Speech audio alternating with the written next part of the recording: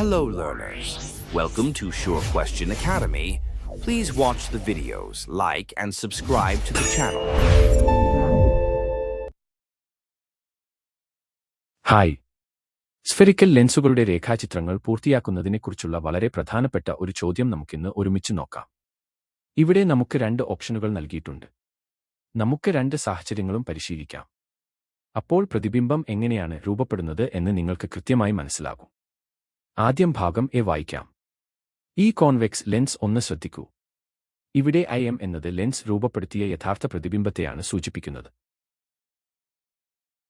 ഭാഗം എയുടെ ഉത്തരം നമുക്ക് ഘട്ടം ഘട്ടമായി പരിശോധിക്കാം. ആദ്യം കോൺവെക്സ് ലെൻസിന്റെ ഈ ചിത്രം ഒന്ന് ശ്രദ്ധിക്കൂ.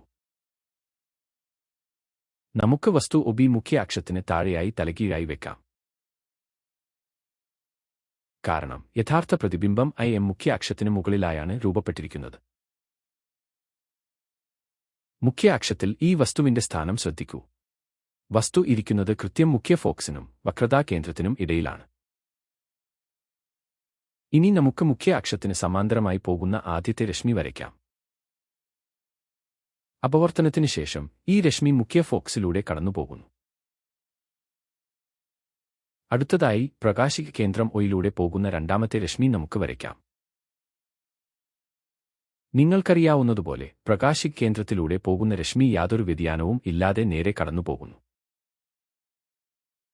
അവസാനമായി അപവർത്തനം സംഭവിച്ച ഈ രണ്ട് രശ്മികളും എവിടെയാണ് കൂട്ടിമുട്ടുന്നത് എന്ന് നിരീക്ഷിക്കൂ. ഈ ബിന്ദുവിലാണ് നമ്മുടെ യഥാർത്ഥ പ്രതിബിംബം IM രൂപപ്പെടുന്നത്. ഗംഭീരം. ഇനി നമുക്ക് ഭാഗം ബിയിലേക്ക് പോകാം. ഇവിടെ ഒരു കോൺകേവ് ലെൻസിന് മുന്നിലായി OB എന്നൊരു വസ്തു വെച്ചിട്ടുണ്ട്. ഇത് നമുക്ക് ഒരുമിച്ച് ചെയ്യാം. സ്ക്രീനിൽ കോൺകേവ് ലെൻസിന്റെ ചിത്രം ശ്രദ്ധിക്കൂ. ആദ്യം തന്നെ നമ്മുടെ വസ്തുവിന്റെ കൃത്യമായ സ്ഥാനം കണ്ടെത്താം. കോൺകേവ് ലെൻസിന്റെ കൃത്യം മുഖ്യ ഫോക്കസിലാണ് വസ്തു OB വെച്ചിരിക്കുന്നത്. മുഖ്യ അക്ഷത്തിന് സമാന്തരമായി വരുന്ന ഒരു പ്രകാശരശ്മി നമുക്ക് വരയ്ക്കാം. അപവർത്തനത്തിന് ശേഷം ഈ രശ്മി അകന്നുപോകുന്നു. പിന്നിലേക്ക് നീട്ടിയാൽ ഇത് ഫോക്കസിൽ നിന്നും വരുന്നതായി തോന്നും. ഇനി പ്രകാശിക കേന്ദ്രം ഒയിലൂടെ പോകുന്ന രണ്ടാമത്തെ രശ്മി വരയ്ക്കാം. ഈ രശ്മി യാതൊരു വ്യതിയാനവും ഇല്ലാതെ നേരെ കടന്നുപോകുന്നു.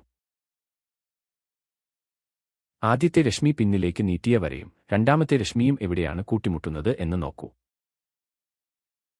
അവ വസ്തു ഇരിക്കുന്ന അതേ വശത്ത് തന്നെ കൂട്ടിമുട്ടി മിഥ്യയും നിവർന്നതും ചെറിയതുമായ ഒരു പ്രതിബിംബം രൂപപ്പെടുത്തുന്നു.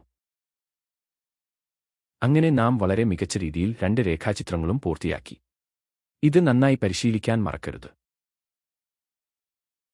നന്ദി. Happy learning.